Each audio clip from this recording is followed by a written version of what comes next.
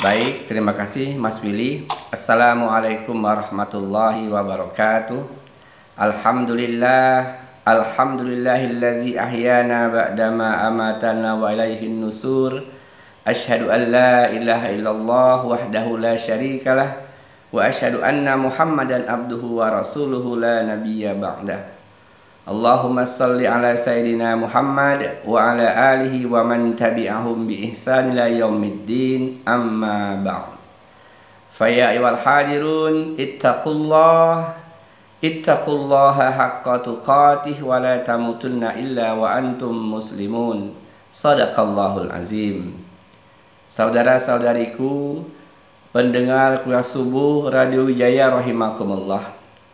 Alhamdulillah, marilah kita senantiasa bersyukur kepada Allah Subhanahu wa taala atas limpahan nikmat dan karunia yang telah banyak kita terima.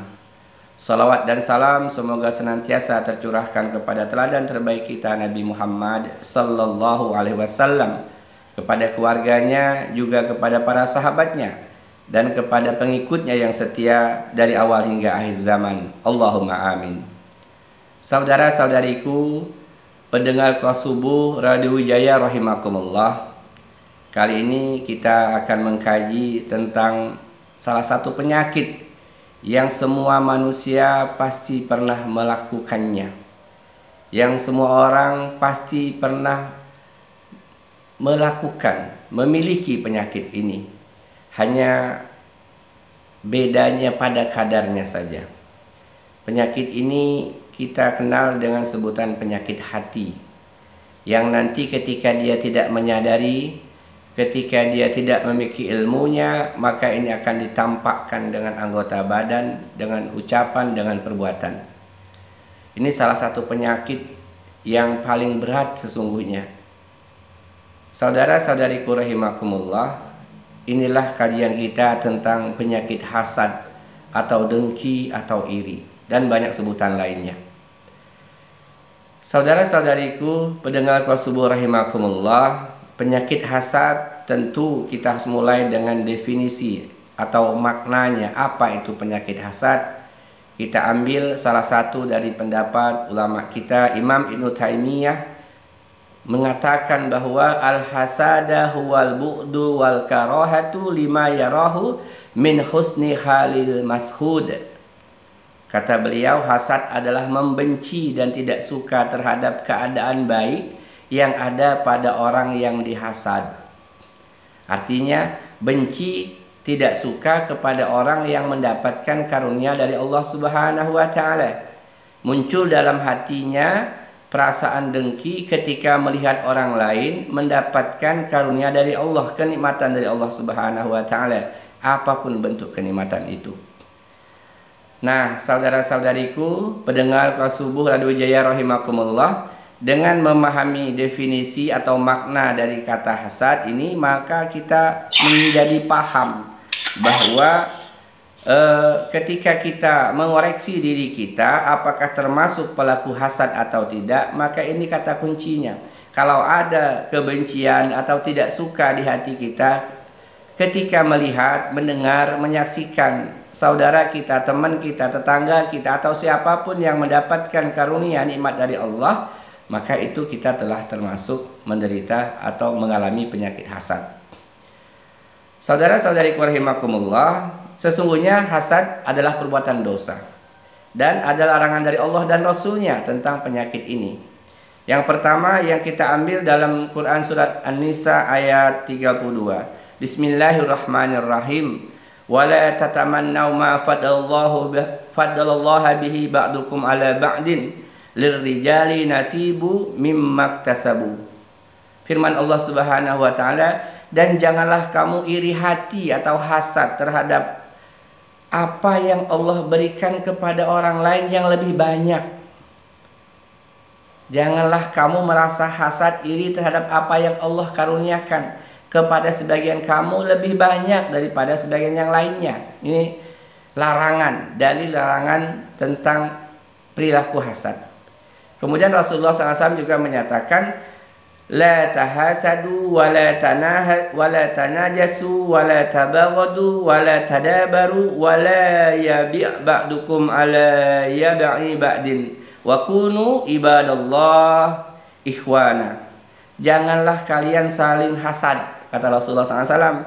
Janganlah kalian saling tanajas, janganlah kalian saling membenci, janganlah kalian saling membelakangi, mendiamkan, enggak bertegur sapa. Dan janganlah kalian menjual di atas jualan saudaramu. Jadikanlah hamba Allah yang bersaudara. Jadilah kalian tuh hamba Allah yang bersaudara. Hadis riwayat Muslim, Ahmad, Ibnu Majah, Al-Baihaqi, dan yang lainnya. Saudara-saudariku rahimakumullah, ini adalah dalil-dalil tentang larangan jangan sampai melakukan perbuatan yang namanya kedengkian, hasad atau iri. Dan sesungguhnya hasad ini menyerang orang yang kata para ulama satu profesi, satu tingkatan, satu level. Biasanya yang hasad itu yang satu jenjangnya. Guru misalnya hasad dengan guru. Enaknya si fulan itu ya, bentar naik pangkat, bentar dapat tunjangan ini, tahu-tahu ikut diklat. Saya ini sama aja kok nggak pernah. Nah itu. Kadang itu munculnya dalam hati, bisikan dalam hati di awalnya. Nanti ketika dia tidak paham ilmunya, tidak mampu mengendalikannya, maka dia akan muncul dengan ucapan dan tindakan. Muncullah kebencian, permusuhan, dendam, na'udzubillah. Saudara-saudariku rahimakumullah, jadi hasad ini terjadi pada level yang sama, pada tingkatan yang sama, pada profesi yang sama. Pedagang dengan pedagang, pedagang A dengan pedagang B misalnya bersebelahan. Dia katakan ketika lihat pedagang B kok rame ya tokonya. Rame ya, kenapa ya? Kok tempat saya sepi ya? Nah itu. Tetangga dengan tetangga, tetangga dengan tetangga. Karena mereka satu level berdekatan, maka itu iblis, setan, dan bala tentaranya membisikkan hasad itu. Lihat tuh tetanggamu tuh, beli mobil baru dia. Baru berapa tahun berkeluarga sudah punya mobil. Kamu sudah 20 tahun, motor aja masih kredit. Nah itu bisikan setan. Ya, dokter dengan dokter. Tukang beca dengan tukang beca, enak ya dia ya tarikannya enteng-enteng, kecil-kecil. Kok saya gembrot-gembrot semua ya? Nah itu. Tukang ojek dengan tukang ojek, bisa muncul hasad yang dibisikkan oleh setan dan bala tentaranya. Kamu sudah lari 4 kali, saya ini belum pernah sekali pun. Apa ceritanya ini? Nah ini jamaah, saudara-saudara rahimakumullah. Ini penyakit hasad tuh luar biasa. Biasanya terjadi di level yang sama, jenjang yang sama, profesi yang sama. Tadi, maka waspadalah, berhati-hatilah. Ya, kemudian pendengar Kuasa Subuh Radio Wijaya rahimakumullah, kita harus memahami keburukan-keburukan penyakit hasad untuk menjadi evaluasi bagi diri kita. Ya, apa sih keburukan-keburukannya sehingga kita ketika tahu tentang keburukannya, tentu kita berusaha untuk menghindarinya. Yang pertama, para ulama mengajarkan kepada kita keburukan hasad, iri atau dengki itu adalah bahwa dia dosa yang pertama yang terjadi di langit dan dosa yang pertama yang terjadi di bumi. Dia adalah kemaksiatan kepada Allah yang pertama kali terjadi di langit, yaitu hasadnya iblis kepada Adam alaihissalam. Iblis iri dengki kepada Adam alaihissalam. Karena apa? Karena Adam diberikan pengetahuan oleh Allah Subhanahu wa taala tentang banyak hal. Tentang hewan, tentang tumbuhan, tentang kehidupan. Maka iblis dengki kepada Adam alaihissalam sehingga berusaha mati-matian untuk menghancurkan, menyelewengkan, untuk menjegal Nabi Adam alaihissalam. Itu hasad pertama kali yang terjadi di langit. Yang kedua, hasad pertama kali yang terjadi di bumi, yang berakhir dengan pembunuhan. Kita paham semua itu. Hasadnya Qabil terhadap Habil. Begitu hasadnya Qabil kepada Habil sehingga akhirnya timbullah kebencian, permusuhan, dendam, bahkan akhirnya terjadilah pembunuhan pertama di muka bumi yang dilakukan oleh saudara kandung sendiri, Qabil terhadap Habil. Dan itu diawali oleh rasa hasad, rasa iri dengki. Kenapa? Karena Habil mendapatkan pasangan hidup yang lebih cantik, sementara Qabil pengen yang seperti itu. Padahal itu sudah ketentuan dari ayah mereka, Nabi Adam alaihissalam, tentu atas petunjuk Allah Subhanahu wa taala. Ini keburukan hasad yang pertama. Saudara-saudariku, pendengar Kuasa Subuh rahimakumullah, yang kedua, penyakit hasad ini adalah penyakit yang dimiliki oleh musuh-musuh Allah. Jadi penyakit hasad ini penyakit yang dimiliki oleh musuh-musuh Allah. Tanamkan dalam diri kita. Ketika kita sudah mulai dibisikkan, dihembuskan oleh setan dengan penyakit hasad, tanamkan dalam diri kita bahwa ini adalah penyakit musuh-musuh Allah. Yang pertama tentu penyakit iblis, yang pertama tadi. Yang kedua penyakitnya kaum Yahudi. Mereka hasad ke Nabi kita Muhammad SAW ketika mereka mengetahui bahwa Nabi terakhir yang diutus oleh Allah ke muka bumi bukan dari kalangan mereka, bukan dari golongan mereka, sehingga mereka yang sudah berpuluh-puluh tahun, beratus tahun tinggal di kota Madinah berharap bahwa Nabi terakhir dari kelompok mereka, dari kaum Yahudi, ternyata bukan dari kaum Yahudi. Akhirnya mereka hasad, dengki kepada Rasulullah SAW, padahal mereka tahu persis Nabi yang akan diutus pada akhir zaman itu, sifatnya, karakternya, penampilannya. Mereka berharap dari kaum mereka, ternyata tidak dari kaum Yahudi. Akhirnya mereka hasad, mereka iri, dengki kepada Rasulullah SAW. Kemudian pahami bahwa sesungguhnya penyakit hasad itu dimiliki oleh orang-orang munafik. Gembongnya di kota Madinah tentu kita tahu, Abdullah bin Ubay bin Salul, yang senantiasa memprovokasi orang-orang yang ada di kota Madinah untuk membenci Rasulullah, membenci dakwah Rasulullah. Mengapa dia hasad? Karena Abdullah bin Ubay bin Salul berharap dialah yang menjadi pemimpin di kota Madinah. Ternyata ketika Rasulullah hijrah ke kota Madinah, beliau SAW yang akhirnya menjadi pemimpin di kota Madinah. Maka Abdullah bin Ubay bin Salul walaupun bersama Rasulullah, walaupun sholat bersama Rasulullah, tetapi hasad dengkinya kepada Rasulullah luar biasa, karena ambisi kekuasaan yang tak dapat digapainya. Saudara-saudariku, pendengar Kuas Subuh Radio Wijaya Kota Bumi rahimakumullah. Yang berikutnya, apa keburukan daripada penyakit hasad ini? Untuk supaya kita paham ketika itu muncul dalam diri kita, maka ingat keburukan-keburukannya. Yang ketiga, hasad kepada manusia itu hakikatnya adalah hasad kepada Allah, adalah benci kepada Allah. Kenapa? Karena kita yakin seluruh kebaikan, karunia, nikmat yang diberikan kepada manusia itu datangnya dari Allah Subhanahu wa Ta'ala. Datangnya dari Allah Subhanahu wa Ta'ala. Apapun itu, pangkat, kedudukan, jabatan, kesehatan, kebahagiaan, kesejahteraan, rumah tangga yang harmonis, itu karunia Allah Subhanahu wa Ta'ala. Maka kalau kita hasad kepada orang seperti itu, sesungguhnya kita telah membenci apa yang Allah berikan kepadanya. Otomatis berarti kita membenci Allah Subhanahu wa Ta'ala. Na'udzubillah. Summa na'udzubillah. Yang berikutnya, yang keempat, saudara-saudariku rahimakumullah, hasad itu suatu penyakit yang akan mengantarkan manusia kepada kezaliman. Memang dia awalnya penyakit hati yang bersemayam di hati kita. Tetapi ketika dia membiarkan hasad itu lama dalam dirinya, dalam hatinya, dalam jiwanya, maka nanti akan mengantarkannya kepada kezaliman.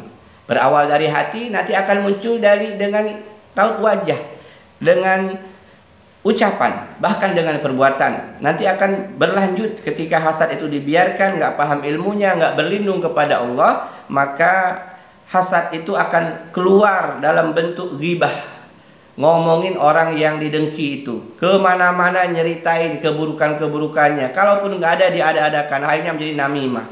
Selanjutnya kalau dia biarkan terus, maka dia akan membungsuhinya, membenci orang yang dihasatinya itu. Kemudian dia berusaha bahkan mencelakainya. Na'udzubillah. Ada orang yang ketika diruqyah ditanya, kenapa kamu seperti ini? Sesungguhnya si fulan itu hasad kepadamu, dengki kepadamu, dia iri kepadamu karena melihat kesuksesanmu. Akhirnya dia menggunakan bantuan aku untuk mencelakaimu. Na'udzubillah. Ya, itu sering terjadi ya, bahwa kedengkian ketika tidak ditahan, tidak dikendalikan, tidak dihapuskan, tidak berusaha untuk diobati, maka dia akan berlanjut dengan bentuk-bentuk kezaliman, memusuhi, membenci, mencelakai, bahkan puncaknya adalah membunuhnya. Tuh di awal kita bahas tadi tentang hasadnya Qabil kepada Habil yang berujung pada pembunuhan pertama di muka bumi. Na'udzubillah, summa na'udzubillah. Saudara-saudariku, pendengar Kuas Subuh Radio Wijaya rahimakumullah. Yang kelima, ingat bahwa hasad tidak akan pernah mengubah keadaan orang yang kita hasadi, kita dengki, itu nggak pernah berubah. Jadi kalau seseorang hasad kepada orang lain, tidak akan merubah orang lain itu keadaannya. Ini harus diketahui. Jadi bagaimanapun kebencian kita, dengki kita kepada orang yang sukses itu, orang sukses itu tidak akan melarat, tidak akan menjadi miskin, tidak akan menjadi mundur dari kesuksesannya atau gagal. Karena apa? Karena jelas itu karunia Allah Subhanahu wa taala. Kehendak Allah yang memberikan seperti itu. Jadi itu yang kelima, bahwa hasad tidak akan pernah merubah orang yang dihasadi atau didengkiin itu. Ditanamkan, oh jangan saya kalau hasad, ngapain? Nggak akan merubah keadaan dia. Dan tentu yang keenamnya, bahwa pelaku hasad itu tidak akan pernah bahagia hidupnya. Galau, gelisah, nelongso begitu ya. Jadi orang yang punya penyakit hasad itu orang yang senantiasa tidak akan pernah bahagia dalam hidupnya. Ngelihat tetangganya beli TV baru, dia demam. Ngelihat temannya naik pangkat duluan, dia meriang. Ngelihat kawannya jadi kepala duluan, kepala kantor, kepala sekolah, kepala badan, kepala-kepala yang lain, dia malah langsung masuk rumah sakit. Nauzubillah ya. Jadi orang yang hasad itu tidak akan pernah tentram, tidak akan pernah bahagia, tidak akan pernah merasakan nikmatnya. Bergaul, bertetangga, bersaudara, ya, berteman satu profesi. Jadi ketika orang lain mendapatkan kebahagiaan, dia malah sengsara.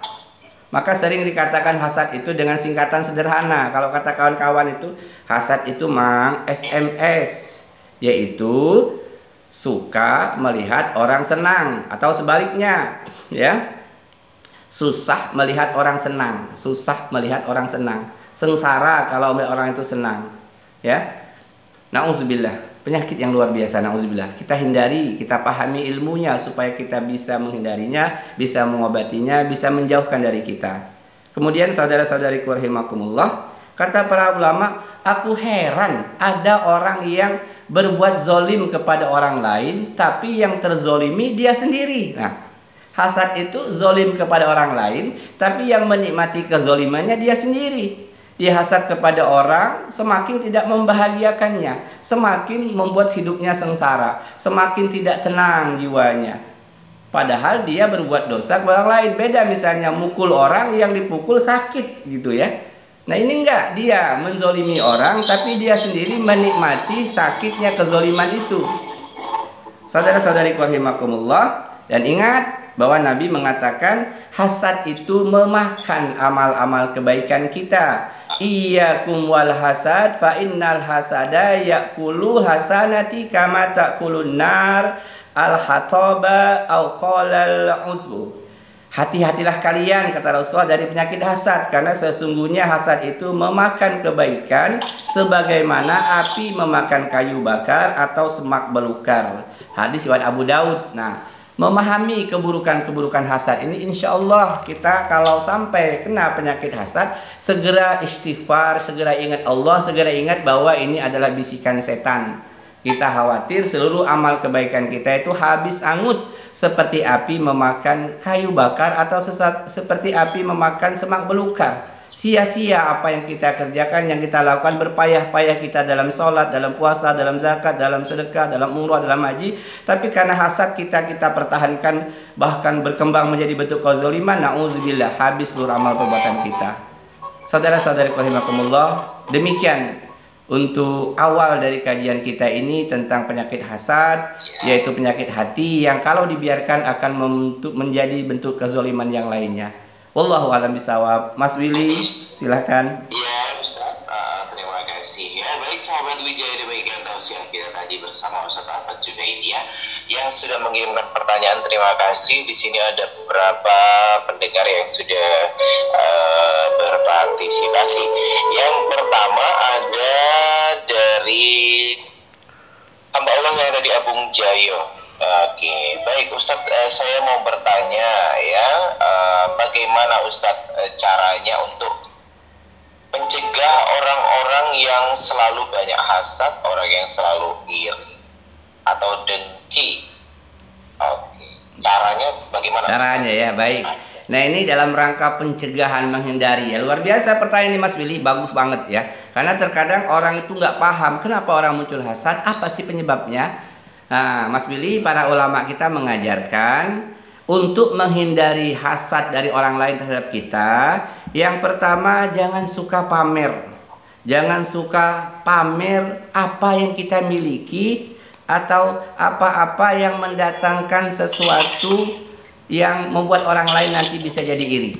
Jadi jangan suka pamer. Jangan suka posting kalau sekarang nih Mas Willy dan medsos. Jangan suka posting. Alhamdulillah saya dapat harta sekian-sekian. Alhamdulillah ayahnya beli mobil baru. Alhamdulillah kebun kami bertambah 5 hektar ya.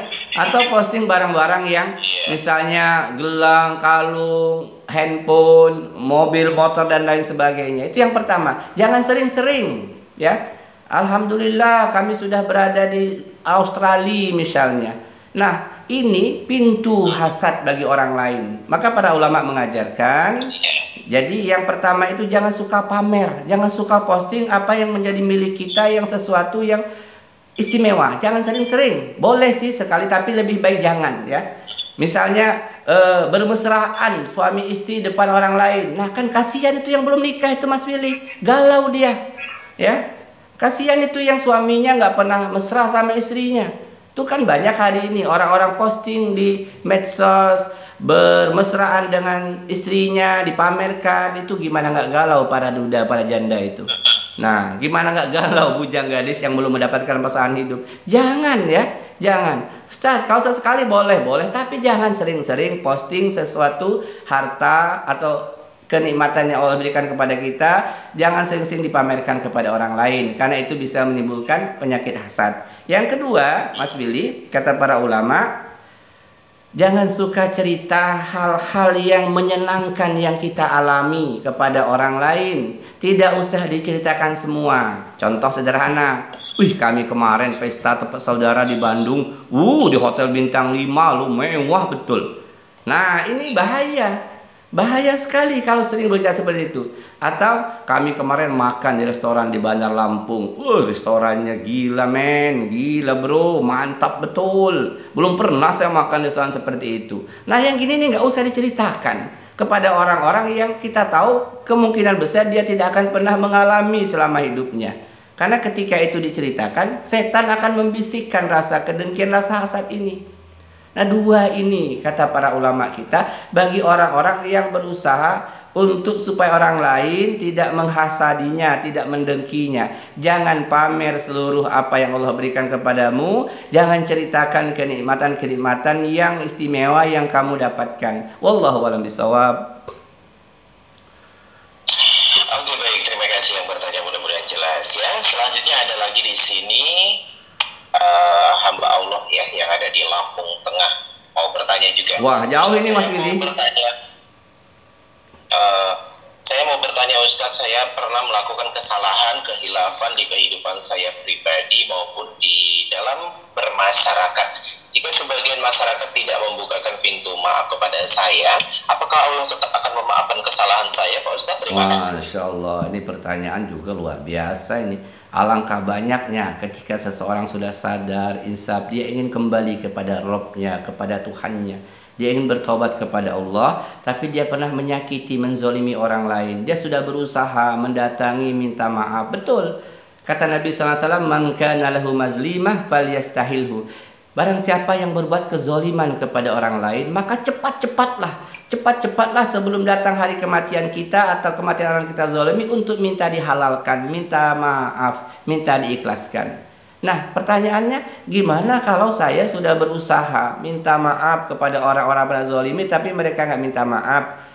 Itu sudah merupakan hal yang luar biasa. Berani mengakui kesalahan kepada orang lain dan meminta maaf, itu sudah sesuatu yang sesuai dengan petunjuk Allah dan Rasulnya.